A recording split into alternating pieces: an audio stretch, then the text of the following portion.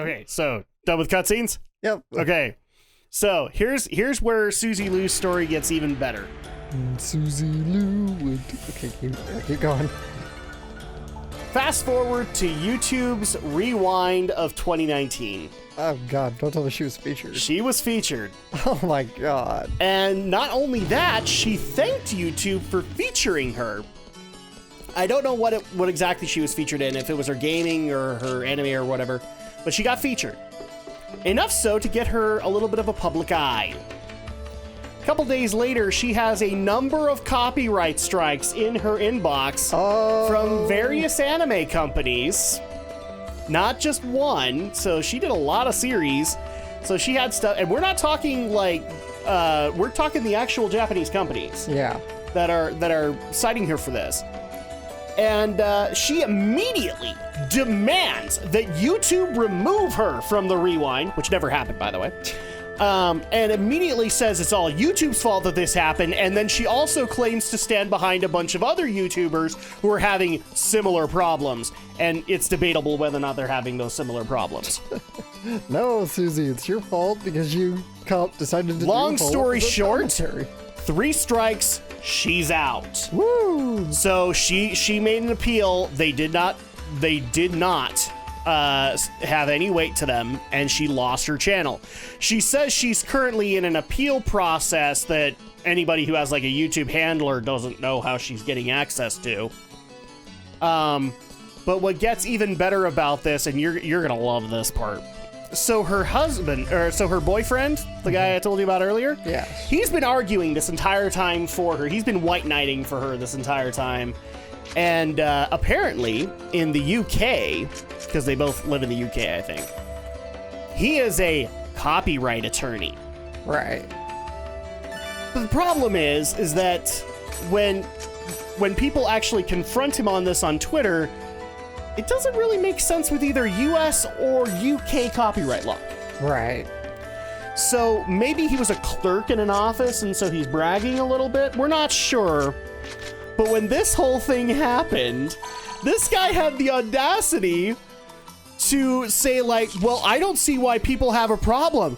Funimation didn't have a problem when we did Dragon Ball, and neither did Crunchyroll, or neither did all of these other companies. Because they're licensors. Would you like to point out how he's fucking wrong? Yeah, because Funimation and Crunchyroll are just licensors. Funimation has the rights to license and distribute Dragon Ball Z. Yes. Now, in the past, I have seen Funimation issue claims. I don't know how much they do it now, but usually they don't really do it anymore. Not with the bad PR that they've been getting this past year. They've kind of been quiet. Well, I mean, what I'm getting at is I think a lot of that's... Oh, no, I'm agreeing with you. Like, a couple of years ago, yeah, they were. Yeah, but this year they haven't. I don't think it's because of that, not because of the PR stuff. It's mostly just because nowadays the Japanese kind of do it themselves more often. Yeah. Because I'm sure you realize this, but we didn't come here to fight. This in a second. Yeah. I'll handle the negotiations, so just act appropriately and try. Besides, it seems that for whatever reason, Zelkova has taken a liking to you. Yes, you did. It's okay though. Okay, so what I tend to get a fair amount of copyright claims, not strikes, just claims. Claims, yeah. Yeah, you can't monetize this video, which I can't do anyway because I'm not eligible. But these are straight up strikes. Yeah, like I can't monetize or it's blocked in certain regions, whatever. And they're usually claims from the Japanese companies, like either it's from a music company or it's from a publisher or some third party acting on their behalf. Now we have to meet with the Council of Elrond. Yes. Or as I'm now calling it, the Council of 10-year-olds. I'm pretty sure they're all... I'm pretty sure not all of them are, but, well, we know Sakaki is, and Sakaki likes to philosophize. By the way, Haseo's 17. Okay, he's 17. I'm going to guess that one's 20. I bid you welcome. I don't know.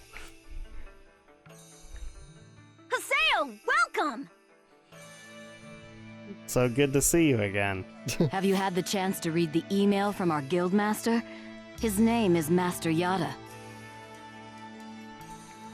Yep, we sure did. Every word. And now you're under arrest. Good. Then I would like to discuss the investigation of this system abnormality. Dude, you guys aren't real samurai, right? You're beating around Shut the up. bush. Why not try telling us directly what it is you want? I don't know what you mean. Perhaps this will clarify things. I'm saying that perhaps you should consider bowing down and gracefully begging us to help you with your desire to escape from the Ida server. Yep. 10-year-old. Members of GU.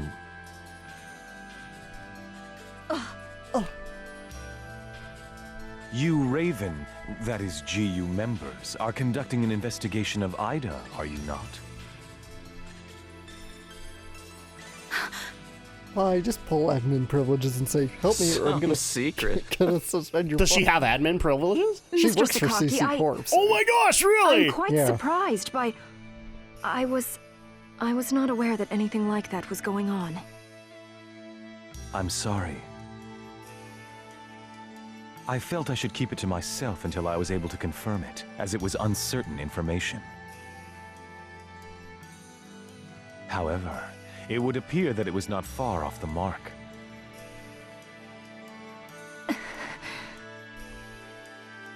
Now, this is no time to be fighting each other. Hi, Steve Bloom. Although our positions may be quite different, our intentions are the same. Am I wrong? I've heard Steve Bloom in a lot of shit. I know his range. There is no falsehood in my devotion to Before people Moontree. get mad at me. All right, let's cooperate with Haseo and his friends. After all, we do have to escape from here eventually. Good. Then we shall follow your directions. Naturally, we have no intention of making GU public, rest assured. Thank you. So, what exactly is it that you would like us to do? Currently, the place in which we are all trapped is not within a CC Corp server. You must try to think of it as if someone sent us all to a mirror server and then isolated it. So then, that would be the Ida server.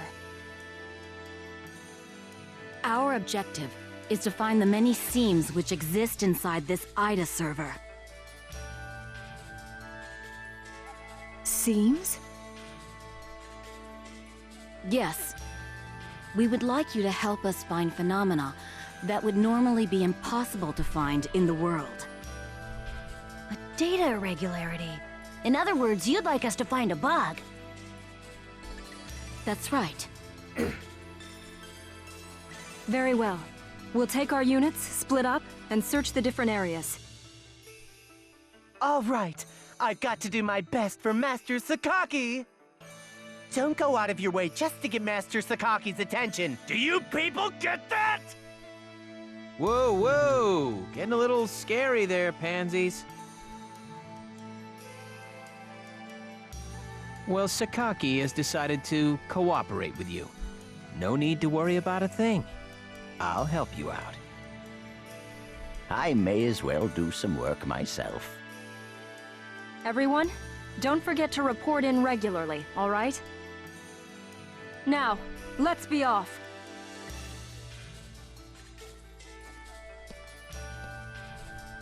Very well, if you'll excuse us. All right, see you later, Haseo. Bye!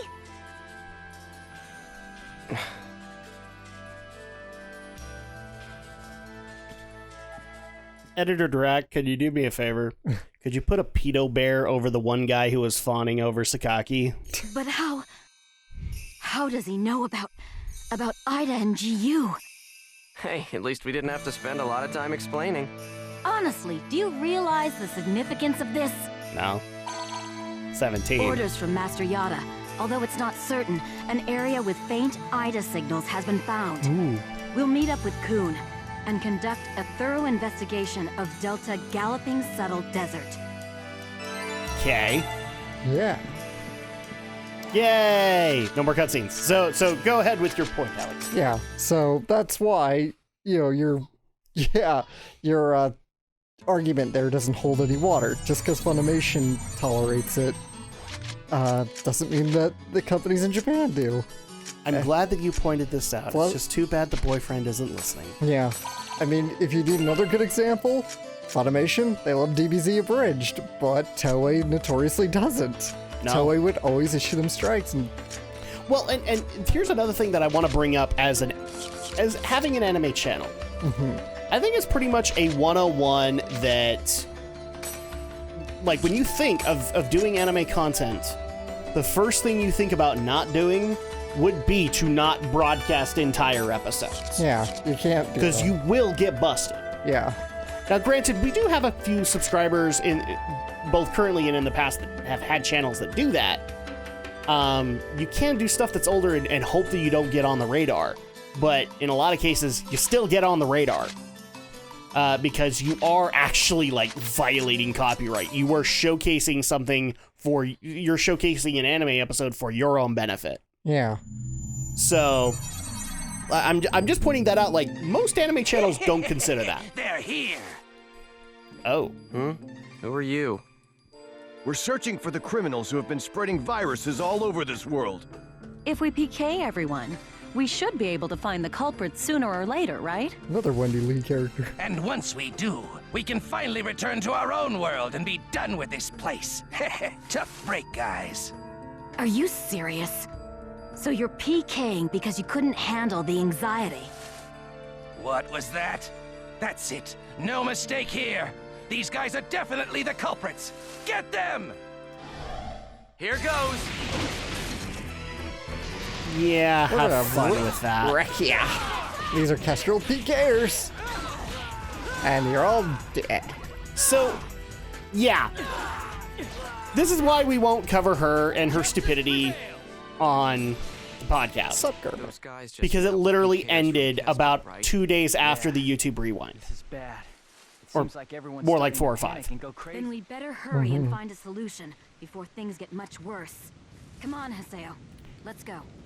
Unfortunately, it doesn't look like Suzy Liu has learned any lessons because she's basically saying she'll move the anime content over to her website, which I don't know if she even has a website because I haven't seen a direct link to it. But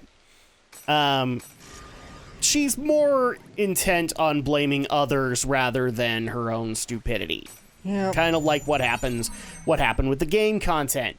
If you act emotional like that, unfortunately, you kind of know this, Alex. If you get emotional, you kind of open yourself up on YouTube. People will make fun of it. This area's full of PKers.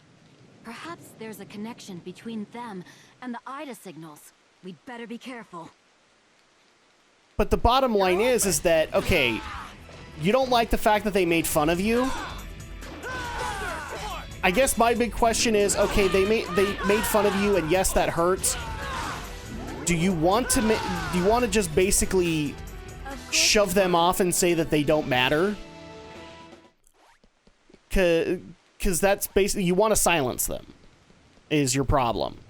Okay, well, I don't think enough YouTubers have learned this concept that, we all make mistakes, and it's actually better to just laugh at yourself at those points, to let people have their fun and to move on.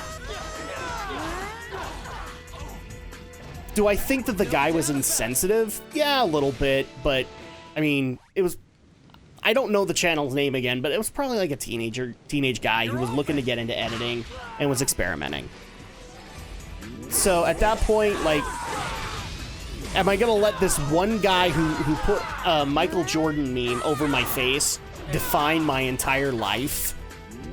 No. I'm sure people have made fun of me plenty on YouTube, and I just don't know about it. Yeah, probably. I think it's him. It's true, I do make fun of you. Yes, you do make fun of me, and in fact, I've played into your making fun of numerous times. But yeah, so I know that some people wanted us to cover the idiocy that is Suzy Liu. It's not being covered simply because it ended at the end of 2019, and I'm not going backwards for that. This isn't funny. To put it simply, kind of like 2 other women that we don't mention on the podcast anymore, she isn't worth our time. Yeah. Over YouTube drama. Yeah. I don't follow Keemstar, so I just don't care about this shit. I'll crush you. That's actually not how I found out. What got linked to me was a Tipster video on her. Because one of the active people she's had conflicts with is Tipster. Okay. Because he's called her out on this stuff, and then, like, so this is the other thing that annoys me too, is that, fan followings are the ones that create the flame wars, not necessarily the creators. Yeah, that's true. And so, and it gets worse when the creators are actually like saying, go out and give him crap, which Suzy Luke kind of did. Basically calling out her subscribers to call him out. Because, you know, that'll solve problems, right? That'll get him to shut up. I thought we'd all learned in, like, 2015 that if you do shit like that, it only gets them to yell louder. Or to make fun of you harder. It doesn't help the situation. Yep. Of course we won. So, yeah, so we're not going to cover it, but I mean, I have to sit back and laugh at that because, look, I have not done a shred of anime content on this channel aside from podcast stuff. Like, I did the 12 Days of Anime. That's it. Yeah. Like, I don't do stuff like you do. I don't review series or anything like that. And even I kind of looked at that and went, yeah, it's probably a bad idea for me to stream entire episodes. Of course we won. Keep in mind, when I started this channel, I knew shit about copyright law. I know plenty now because I've had those classes. But I didn't know anything about that, but I just looked at that and went, yeah, that's probably outright plagiarism. And I'm not going to do that because I don't want to get in trouble. Yeah.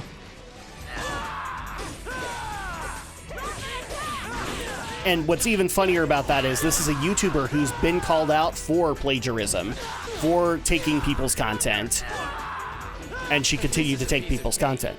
Yep. That's the way it goes. I mean, I'm sure that there's plenty of... I know that there's plenty of drama this year. The one that I'm debating on whether or not to cover it on the podcast is supposedly a bunch of anime voice actors got together at a con and held a secret roast of... Specifically, the name that gets brought up with it is Vic Mignogna, but I have heard that they had 2 or 3 other guys. I just haven't been able to confirm those names. Those names being Todd Haberkorn and Chuck Huber. So this is kind of why I don't want to report on it just yet, because people claim to be at that roast and say it was distasteful and it was hurtful and all that stuff. Specifically, a lot of people have problems with what, what's her name? Girl who played, woman who played Rey. Amanda Winley. Amanda Winley. She was there, and she had some particularly nasty things to say about all 3. I'm already doubting this. I don't think Lee even does the convention circuit. But see, here's she's not even in. She's barely in barely voice acting anymore. She's been cropping up the last few years in very small parts. Hold on. Okay. The problem is that they're not putting accompanying videos with this, and so is it possible that this could have happened? Sure, but you don't have any evidence saying it did. Yeah. Okay. Now, Amanda Winley does do shit that gets me a little pissed at her. For example, she got into a fight with an up-and-coming voice actress early this year. On Twitter or what? On Twitter. I don't like this actress is basically a lot of her roles are in 2019. She got a lot of indie game roles, things like that. Okay. And of course, this is of course how this happens, right? She got asked, what is her viewpoint on Vic Mignogna? So she voiced her opinion. She doesn't believe the accusations. She thinks Vic's a great guy because, believe it or not, he actually reached out to her when things got good for her and said congratulations on having such success. He'd written out to her and he responded. Okay. So, of course, that I don't know why she saw it of all things, but she did actually get into a Twitter fight with Amanda Wynn Lee, who basically came out after that statement had happened and said, fuck you, fuck your family, fuck everybody in existence that you know, da-da-da-da-da. I'll see if I can track down the tweet so I can show you. But I did find it. And so I'm just like, wow. Like, did this woman shit in your Cheerios? Like, I don't get why you're uber pissed and you came out of the blue to get into this little Twitter spat. Like, that seems a little immature, Amanda Wynn Lee. Now, granted, some of the other things I've heard about you, I mean, maybe she was high. Entirely possible. I mean, I've seen video of her taking her shirt off at an anime convention and humping a penguin, so... Signals in this area.